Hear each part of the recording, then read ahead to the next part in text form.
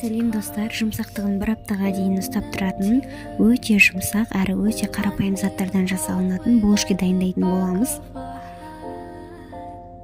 Ең алдымен булочканың опорасын дайындап аламыз. Ол үшін бізге жылы сүт, су, құмшекер, дрожж және 4 ас қасық ұн қосып араластырып бетін жауып қоямыз. Бізде ұнымыз осылай көтерілуі қажет, тек көтерілгеннен кейін ғана келесі құрамын салатын боламыз.